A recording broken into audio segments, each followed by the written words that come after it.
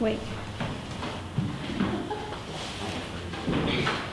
The first 100 years are the hardest. Words my grandpa shared with me just 2 days before he met Jesus. I'd gone to check on him and my grandma one night in the middle of the night, hoping to find them asleep. But they were actually up talking, creating sweet memories as my grandpa stopped talking shortly after that. But my grandpa knew what he was talking about. He came to faith at 19 after my grandma refused to date him, but continued inviting him to church with her. I guess it works sometimes. He made it his life's mission to share Jesus with others and spent decades as a pastor, personally investing in the lives of hundreds. At his funeral, even the man who fertilized his lawn was there. He loved deeply, but he also knew what it meant to walk with people through the darkness and the pain of his life. He knew what it meant to trust Jesus with his daily bread. And in his last year, he knew what it was like to battle cancer. I learned a lot from his life, but it was in his final day that I gained perspective that will forever change the way that I live my life and interact in ministry. Despite his ministry and the many hundreds that he impacted, when it came time to die, it was just him and Jesus. The only thing that mattered in death was the relationship that he had formed with God. The only victory that my grandpa had was Jesus, and the only peace that he had was in his Savior. As I look back on that day, I think about my grandpa's entrance into heaven.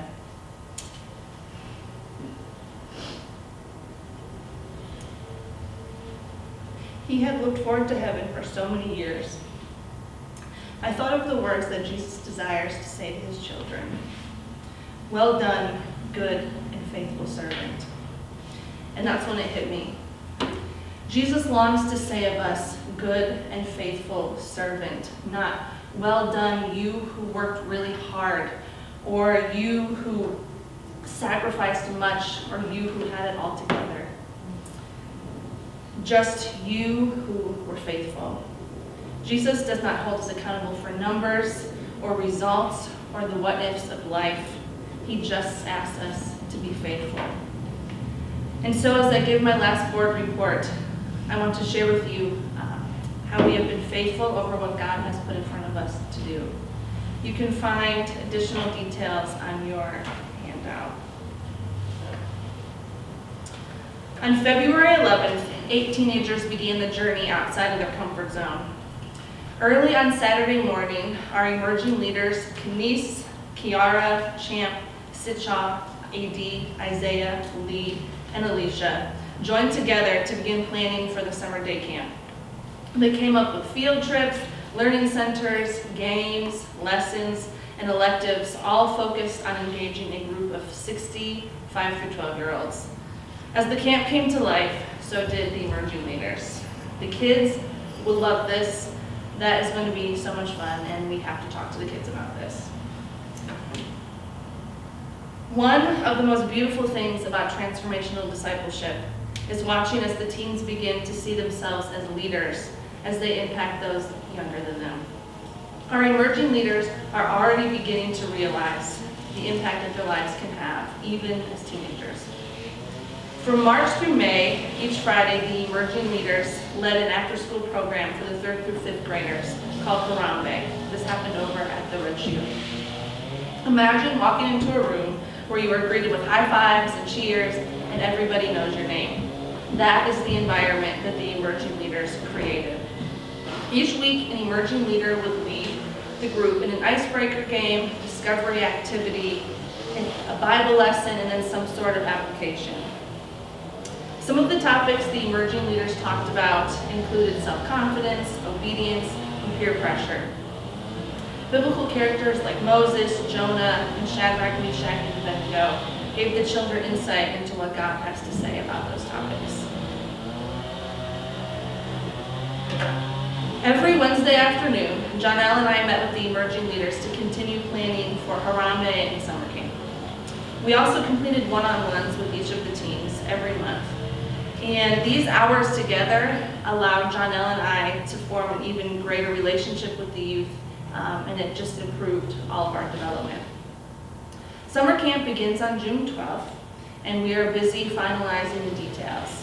The theme is exploring the world, and there are already over 40 kids registered.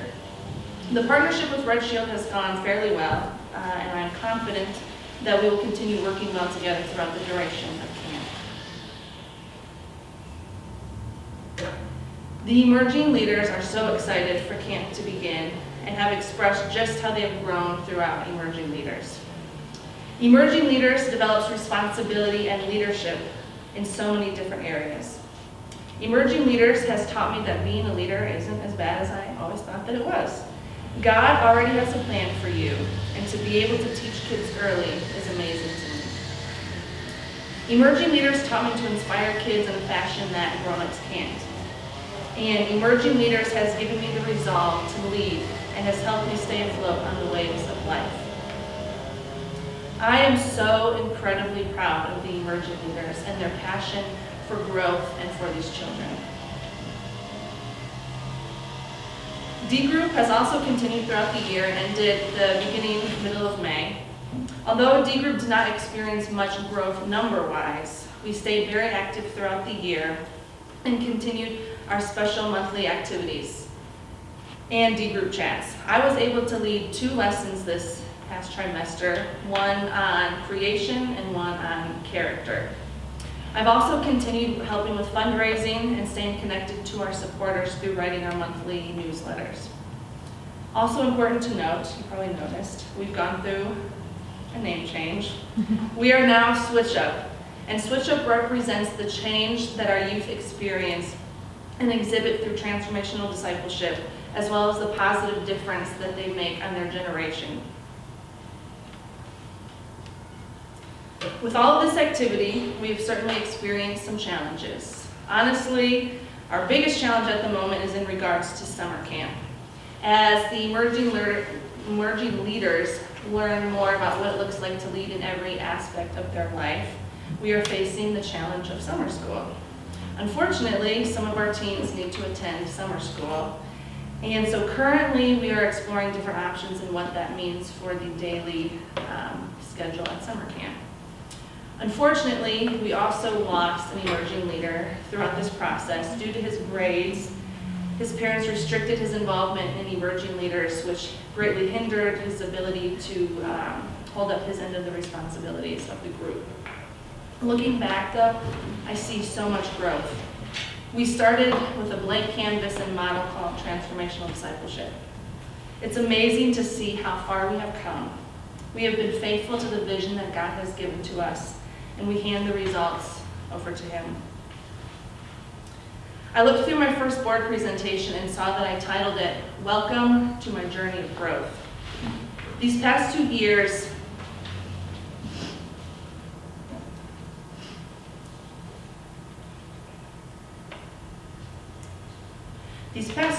have been filled with more challenges than I could have imagined. From working through my own personal traumas to saying goodbye to 4 family members in 1 year, I wouldn't have signed up for this. Ending the season caring for my grandfather as he finished his battle with cancer wasn't my choice either.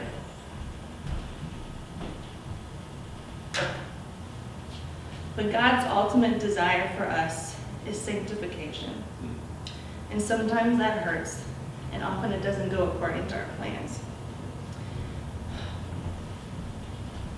It is in my grandfather's death that God taught me how to live. I struggle with needing to have control, but in death, there is no control. All the results belong to God. I couldn't control what's going to happen next. I couldn't control the outcome. All I could do was be faithful to caring for my grandpa and leave the results up to God. And you know what? He carried us through the valley of the shadow of death. And if my God can sustain me in that, then there is nothing that He and I cannot do together. I've been seeking freedom for the past 2 years. I thought freedom came from something that I did or didn't do. But through my grandpa's death, God showed me that freedom is being faithful to Him and leaving the outcome in His hands.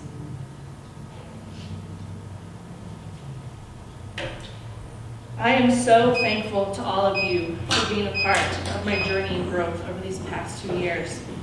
I don't know how to put into words the impact that each of you have had on my life. Lord. Thank you, Delta, for sticking together and loving me unconditionally throughout these 2 years. We are definitely the best cohort. We definitely are. Thank you, Epsilon, for keeping Delta going and for being great friends to us. Thank you, Jonelle, for being a great leader for the youth department and showing me what grace looks like. Thank you, Brittany, when you watch this later, for putting up with me and for being there in some of my lowest moments. Thank you for still being my friend, even though you have to share a room with me. Thank you, Jeff Cook, who's also not here, for being the reason that I know about Cross Purpose and for investing in my life over the past 9 years. Thank you, Greg, for hanging in there with me and opening up your heart to my story and helping me find God in it. Gigi and Greg, my goodness. Thank you so much for allowing me to spend the last couple weeks with my grandpa. I will treasure that time for the rest of my life. Thank you, Ray and Patty, for walking with me over the past 2 years and reminding me of the places that God has taken me. Thank you for reminding me that there is hope. Pam, thank you for giving so much of your time to invest in my life, to listen and to give wisdom. I could not have made it through these past 2 years without you. Lois, even though she's not here either, but thank you for being a safe place where I could lay everything down. You were a big reason that God brought me here. Ted, who's not here either, but thank you, everybody. Maybe they'll watch the video later, for showing me what it looks like to walk through hard things with grace. I ended my very first board presentation with this verse. You don't understand now what I'm doing, but someday you will. I don't know how the story ends, but I understand so much more now than I did 2 years ago. Thank you for walking with me as I learned what it means to live